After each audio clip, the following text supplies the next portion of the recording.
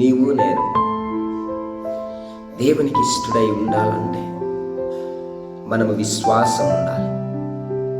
ఖచ్చితంగా విశ్వాసం లేనివాడైతే దేవునికి ఇష్టడు. అందును బట్టి దేవుని వాక్యం సెలవిస్తుంది. రీతిగా మనము చదువుతాం. ఈ యొక్క ఉదయకాల సమయంలో ఏర్పాటు చేసినటువంటి వాక్య పఠనం రాసిన పత్రిక 11వ అధ్యాయం 6వ వచనంలో దేవుని లేఖన భాగం సెలవిస్తుంది. నేటి ఉదయకాల సమయంలో విశ్వాసంలో ఉన్న దేవునికి ఇష్టడై ఉందా? అసలు దేవుని యొద్దకు వచ్చేవాడు ఆయన ఉన్నాడని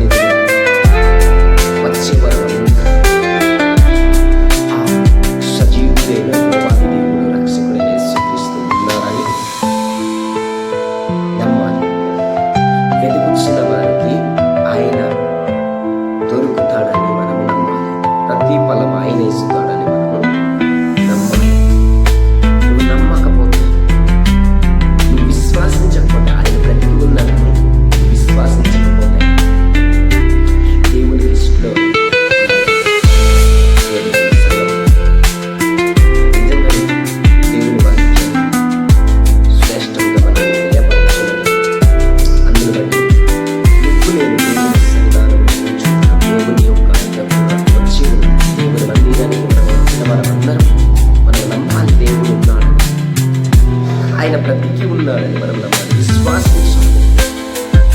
విశ్వాసం లేని వారి జీవితంలో వారిని ఇష్టపడ్డాడు. నమ్మకం లేని వారికి దేవుడు ఇష్టపడ్డాడు. నువ్వు నేను నమ్మాలి. నా దేవుడు ఉన్నాడు, రక్షకుడున్నాడని మనం నమ్మినట్లయితే దేవుడు నీకు నాకు ప్రతి ఫలము వెతుకు వారికి ఫలమును అనుగ్రహించేవాడు ఆయనే. నీ జీవితంలో నీవు చేయాల్సినటువంటి పని ప్రభు సన్నిధిలో వచ్చి గమనించవలసినటువంటి నువ్వు విశ్వాసము కలిగి దేవునికి ఇష్టడై బ్రతకాలి. నీవు నీకు ఇష్టానుసారముగా బ్రతకడానికి కాదు. తిరుగుచు తాగుచు తిరుగుచు తిరగడానికి కాదు. ఆయనను జరిగి ఆయనను దేవుడు ఉన్నాడు, బ్రతికి ఉన్నాడని నమ్మి ఆయనను స్తుతిస్తూ ఆయన పరిచర్యలో కొనసాగించు బ్రతకడానికి మాత్రం.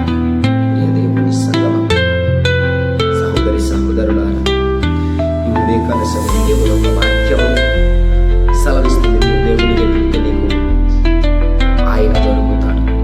ఆయన నీకు ఫలం దయచేయబడై ఉన్నాడు. నమ్మదగిన వాడు ఆయన.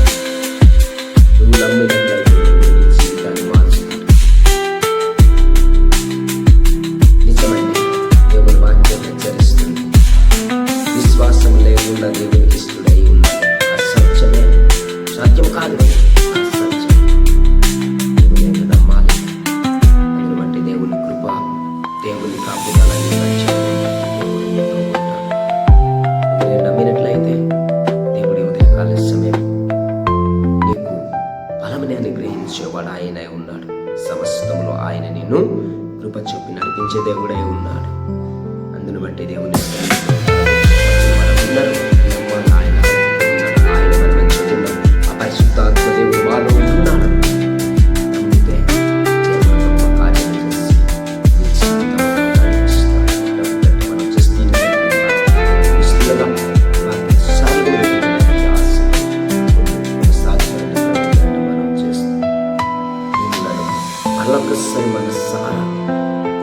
మనసారా